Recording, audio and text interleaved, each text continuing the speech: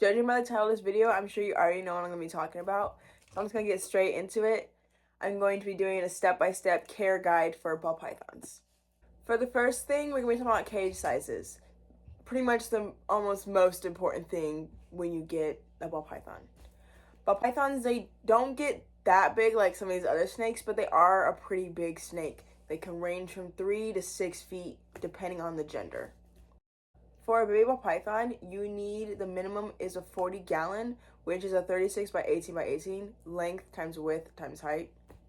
For an adult male ball python, the minimum is a 4 by 2 by 2, because males will range from 3 feet to 4 feet. Sometimes they can even reach 5 feet, but it's not very common.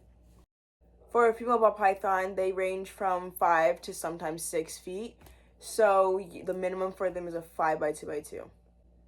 Next thing is temperature and humidity, which is also very, very, very important part when owning a ball python.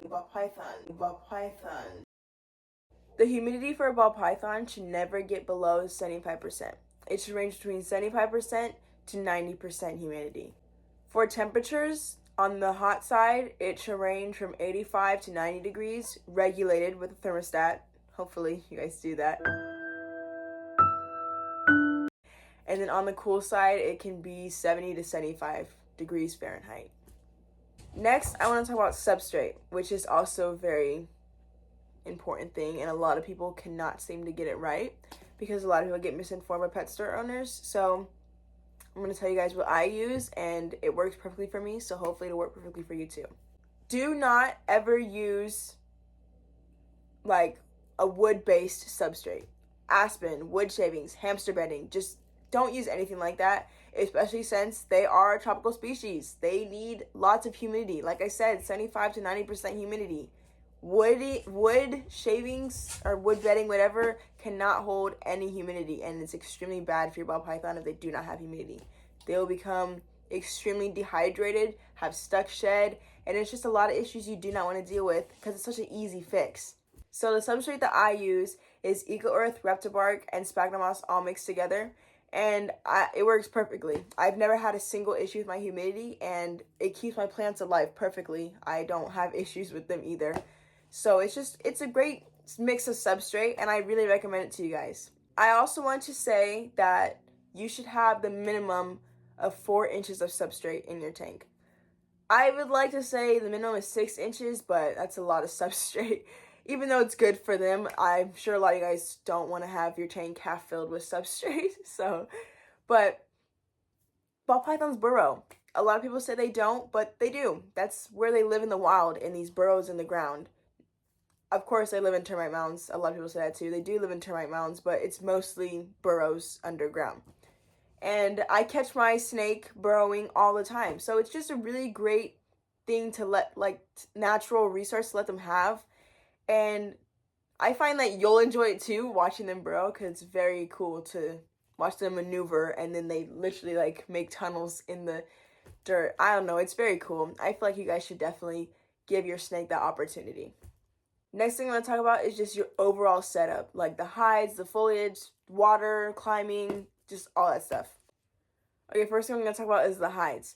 In not even just for pythons, just any reptile's cage, the minimum amount of hides you should have is 3. You should have one on the hot side, in the middle, and then one on the cool side. Next, I want to talk about foliage and climbing options. A lot of people try to say ball pythons do not climb. They do. Just because you can't see them because they're nocturnal, which means they sleep all day, come out at night. Sometimes they will come out at day, so don't worry if they do. But they mostly come out at night and sleep all day. But just because they do that does not mean they don't use the space and the options you give them. So it's always good to give them those natural, normal options so they can use that. Even if they don't, it's just great to have because eventually one day they will use that option. You know what I mean? And yeah, just give your snake climbing options. Don't listen to what other people say. Just do it. It really doesn't matter. Like, nothing's gonna go wrong if you give it to them and they don't use it. It's just there. They can use it if they want. If they don't have to. But next is foliage, which is plants, clutter, just literally like that.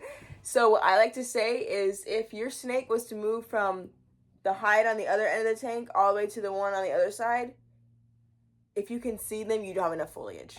If you can't see them, then you're good to go. You have a good amount of foliage, and that's great. Or you could do to where they can't see you. You know what I mean? Because that's what it's like for mine. I can see her, she can't see me though. So she moves hides during the day all the time. Last thing for this topic is the water bowls. I see a lot of people using these tiny little hamster water bowls for a full-grown ball python, and it's just, that doesn't work. No. Ball pythons, they don't usually like a lot of water or like swimming or nothing, but if you give them the option, they will soak in their water bowl. Or not even just that, they will like just stick half their body in there and have. Dog water bowls are really great. They're really cheap and they come in a huge variety of sizes. So I think it's great. I have dog water bowls for all of mine. And then I also have like these huge like round oil pans. I mostly use them for hides, but once I upgrade my snakes, I'm definitely going to use them for water bowls as well, because it'll literally fit them their whole life. Like my biggest snake in the other room, he has one, and he's like 5 feet, I think. He fits perfectly in there, and there's still a bunch of space left. So it's great, and they're only $2, and you can find them obviously in the car section at literally any store. Walmart, Home Depot, Lowe's, Fry's, like literally everywhere. The last thing I want to talk about is ball pythons being solitary. I get a lot of comments and questions about this, and I just wanted to add this in here because this is also part of their care, because a lot of people don't know that it's not okay to cohab ball pythons. Ball pythons are extremely solitary. If you don't know what that means, it means they like to exist or live alone. That's like pretty much the exact definition of solitary.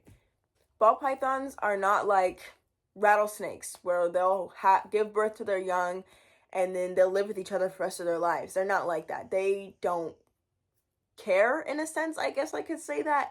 They don't want to be around others. And if you do that, they will eat one another. They don't need companions. They don't get lonely. They don't feel affection towards one another. That's just not how it works with them. They don't have like relationships. Like some people are like, oh, I got my male girlfriend. Like, no, it doesn't work like that. You got them an enemy, pretty much. So I just wanted to throw that in there because it's becoming a big trend again to cohab animals that should not be cohabbed. And it's really disturbing and disgusting to see these poor animals have to endure that. And it's just really sad that they're so scared and afraid and they don't know why they can't get away from the other one. Like they're just trapped in a tiny little cage.